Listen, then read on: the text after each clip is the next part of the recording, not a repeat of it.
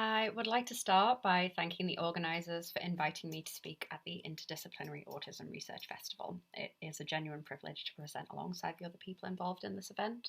I am Dr. Amy Pearson, and in this talk, I am going to be focusing on my own shift from a very traditional cognitive, neurodevelopmental, and very deficit focused understanding of autistic people to a much more critical, humanising approach.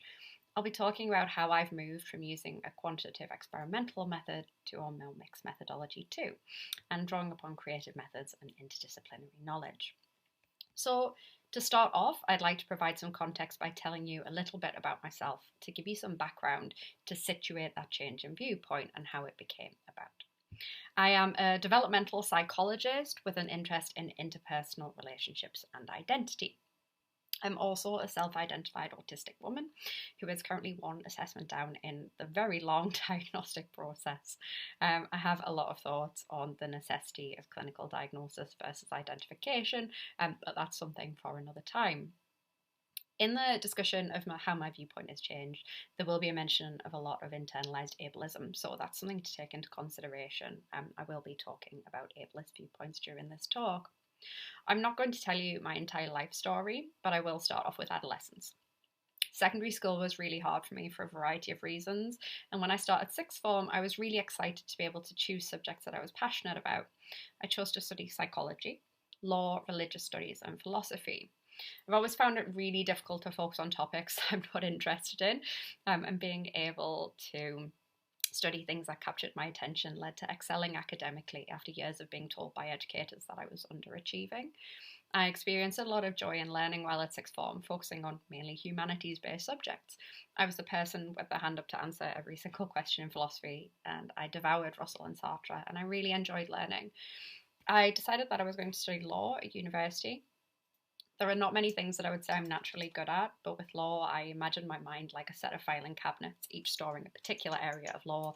I could rifle through mentally to find the different cases to support. It was the first time I'd studied something that seemed perfectly aligned with how my mind worked.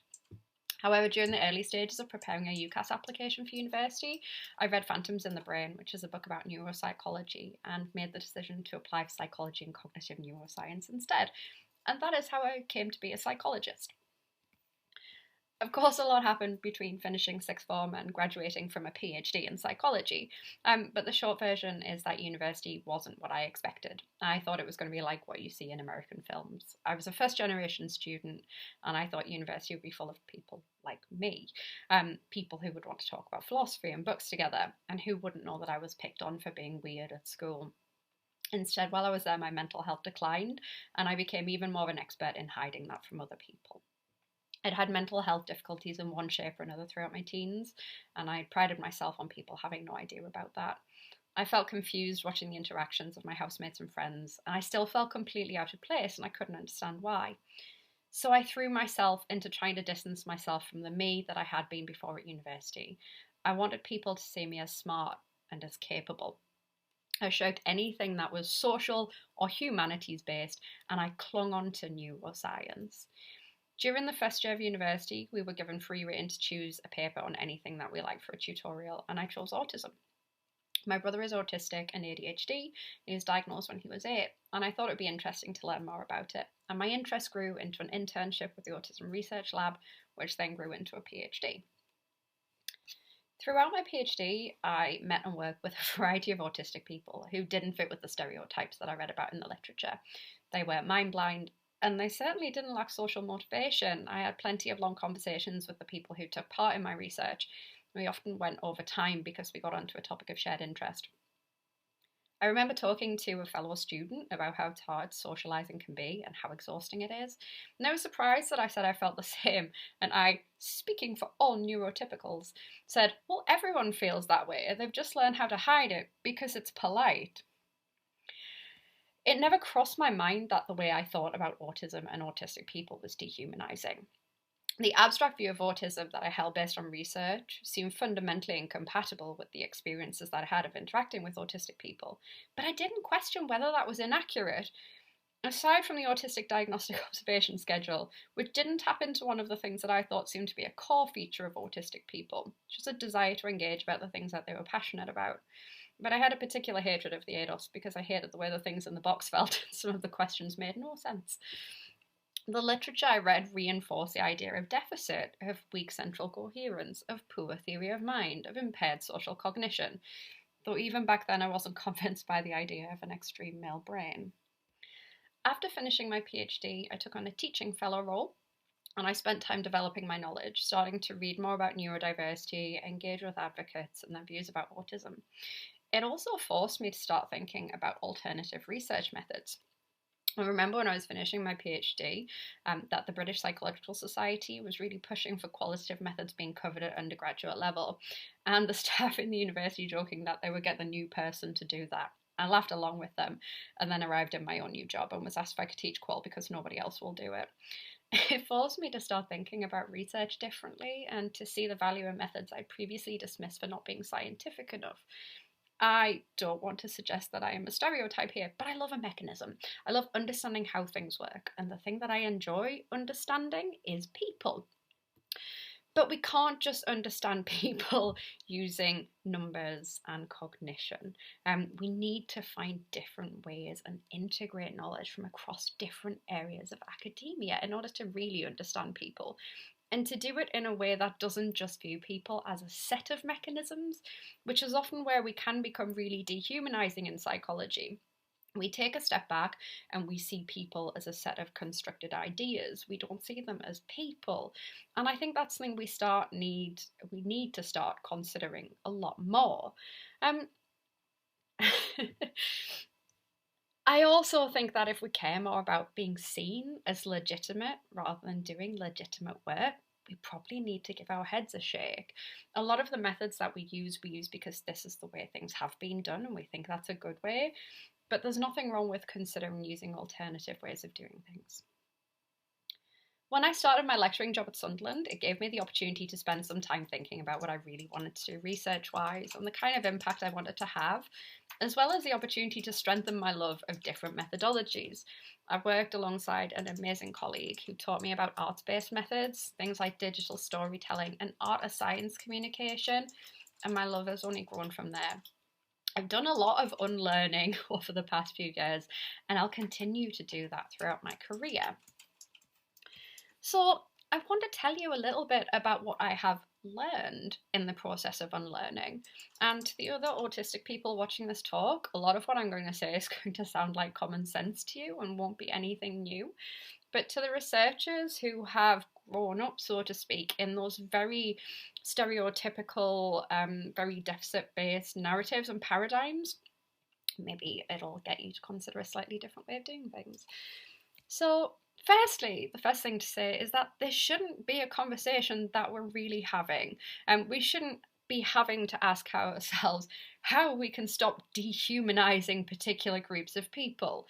If you truly sit and think about it, it's absolutely ludicrous that there would be factions of researchers arguing for maintaining a view of autistic people that paints them as deficient, impaired, and in need of non-autistic intervention to rescue us from the tragedy that is our own lives. If you really want to help autistic people or learn about autistic cognition or continue research with autistic people, it is entirely possible to do so without framing autistic people as broken versions of a real human. We can learn about the psychology of how people think, about how they behave, without treating that from the starting point as something that is potentially wrong. As a psychologist, if your work perpetuates deficit narratives in any way, regardless of how helpful or non-stigmatizing that you personally think it is, there's likely going to be some pushback from the people who you conduct research on. And that is probably going to make you feel really defensive and upset. We work in a society that values us for our productivity and our output, particularly in academia. And when you're doing work that's maintaining hegemonic dominance, so that is sticking to those common narratives, whilst being criticised by other people, it's very easy to think, well, those people don't know what they're talking about, and close ourselves off into bubbles of people who agree with us. Unlearning our own biases is ongoing work, and no one's perfect. And it's all right to mess up, admit that you've messed up and to learn how to do better in future and to be honest about that. That's how we make things better as researchers. We admit when we've messed up and we endeavour to do better in the future, and we make sure we put steps in place to do better. Because we can make the decision to just not do things the way that they've been done before. And this might be me oversimplifying an incredibly systemic problem, because to me the solution seems really simple. But we can just stop doing dehumanising work. The narratives around autism are constructed, and they can be deconstructed and remade. And of course, I know this is very complex. A lot of these narratives are primarily driven by things like financial gain, whether that's directly through things like big grant income from biomedical funding bodies, or more indirectly, like big grants keeping you in a job in a prestigious institution in our bin fire of an economy. But you can take steps as an individual to be the change that you want to see and to help shift the narrative. On a practical level, in terms of you as a researcher doing your research, there are things you can think about if you want to avoid a dehumanising approach to understanding autistic people. One of the first things to do is to learn to recognise and interrogate your own biases. You might tell yourself that you have more expertise, or that research is objective. It's not. Learning to question knowledge is something that we often label as a basic skill in academia. Yet many of us within our own areas were not critical enough, and this was definitely the case for me. I found a lot of resonance in the experiences of autistic people, and I knew that many autistic people didn't fit with the stereotyped idea of autism. But I still couldn't put that knowledge into practice enough to A, recognise that I wasn't neurotypical myself, and B, recognise that when a paradigm is faulty, it doesn't matter how rigorous your research design is. I love a weird food-based metaphor, so bear with me on this. But if you make a carbonara with cream, it's not a carbonara. It can be the creamiest, most delicious bowl of bacony creamy pasta, but it's not a carbonara, and it will never be a carbonara, because a carbonara is pancetta, eggs, and parmesan. So, if your idea of autism stems from a neurotypical concept of normality, you're always going to see deficit, and your interpretations will always be conceptually limited. You see this in research that labels autistic selflessness as a deficit. That's a ridiculous thing, to take a positive and feel like it only makes sense to reframe it as a negative, because nothing autistic people do can ever be right or normal. It can also prevent you from making links about what is seen and what is not. So, a recent study I came across had some researchers argue that difference in amygdala growth in autistic children might signify autism-specific forms of anxiety, not recognising things like the role trauma might play in the development of the amygdala and how that might link to anxiety. So it limits our interpretations. We also need to get out of our research silos and interact with people outside of our own fields. Sharing of knowledge and developing new modes of inquiry will lead to a deeper and more holistic understanding of people. I don't know how many times over the past couple of years that I've said, I wish I'd studied sociology. But a lot of what we do as psychologists, by the nature of our discipline, minimises the role of society and context and overemphasises the person. It's the fundamental attribution error on a grander scale. It impacts how we interpret the findings of our work, and again, leads to overlooking important information. And finally, this one might sound like a joke, but it's not. When I'm doing practical research tasks like writing an information sheet, designing a study, writing up a study, I often ask myself, what would Anne Memmott say about this? Anne Memmott is also presenting at this conference as an incredibly knowledgeable autistic woman, student, advocate, educator. Anne's critique of research is incredibly astute and has really made me think personally about how I approach my work. I try to be really clear in what my research aims to do and what the benefits of my research would be. But there are a lot of things that seem implicit to me that I don't realise are not implicit to other people. So I'm working to make sure I make those things explicit. It doesn't have to be Anne you think of, but trying to put yourself in someone else's position to think about how you're explaining things, what you're saying about people, or having someone ask you, why have you done it like this, is a good step forward. If you can't think of how your research will be beneficial to the people taking part, then you need to ask yourself whether what you're doing is ethical. I also think that it's important that autistic people are involved in autism research as academics, as non-academic partners, as collaborators, as co-designers. We can make psychology a safer place for the next generation of autistic researchers by making sure the work we create and that they have to read doesn't enforce negative narratives. We can mentor them, we can train them, and we can help non-autistic researchers to develop their own knowledge and to shrug off their biases. So I'm going to give you an example from an ongoing project as to how some of these things work in practice. I met Kieran Rose in 2019. We went for a coffee to talk about neurodiversity, and a few hours later I had made an excellent new friend. And we've been working together ever since, but not in the way that many people probably consider co-design or participatory working. As psychologists, we often approach co-design research as the ones who do.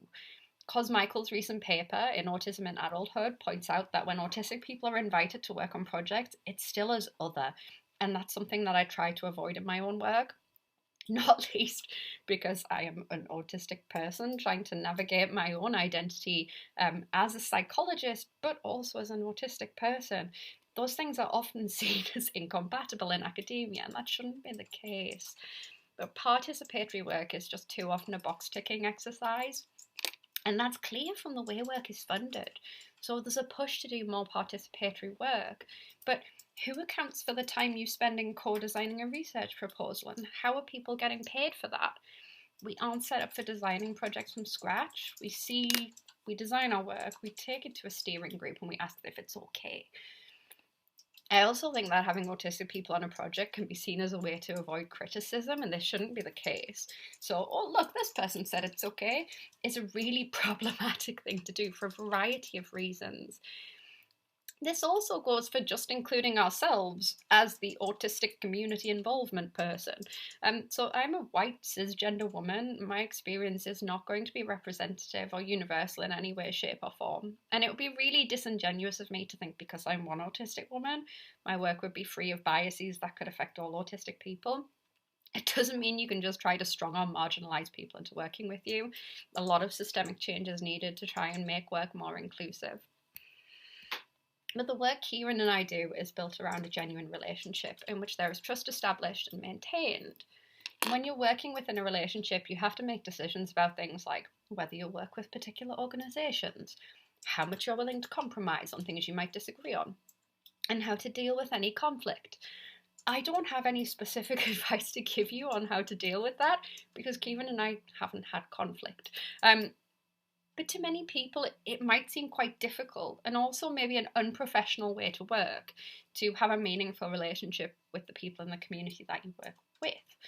But if you think about it that way, it might be a good time to unpack why you view that as unprofessional. I've come to realise that what works for me personally, in terms of collaboration and work more generally, doesn't necessarily come under normative expectations of academic working, and I'm okay with that. The paper on masking that Kieran and I wrote together was a result of countless hours of conversation and theoretical discussions.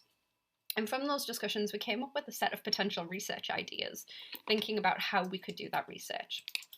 We recently designed a 2-part study for a small grant application, and we worked together to write the proposal, and we're very happy to be awarded a small grant from the Experimental Psychology Society to cover the cost of data collection. That's a really important thing to mention here, is that I don't have any funding for large-scale participatory work.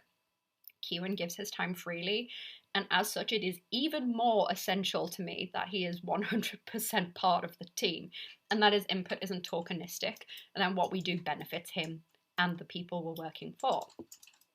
Not having the money to pay people to take part in co-design work is a legitimate barrier, but it doesn't mean that you can't produce meaningful work with and as part of community, but it might mean that you might have to do things in a slightly different way than you're used to.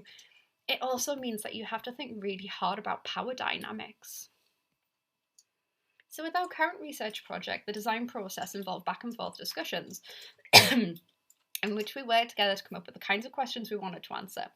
It also involved, on Kieran's part, being part of some probably really boring meetings about analysis and task design, because it's important that he's part of the research team and isn't just a box-checking exercise. Asking questions like, why would we do it like that? Is it possible to do this instead? Are things that are essential to ask.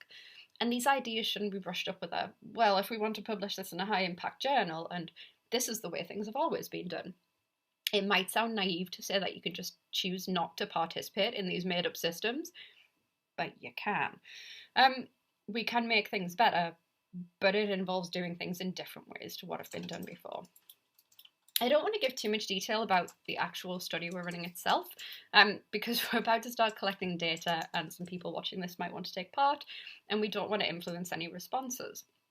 But we'll be looking at the relationship between identity and monotropism by blending a qualitative approach to look at how autistic people think about their own identity and how they represent their own identity, using arts-based inquiry and a traditional method to examine interest-driven attention. And I look forward to hopefully telling you all about that in future. So thank you all very much for listening.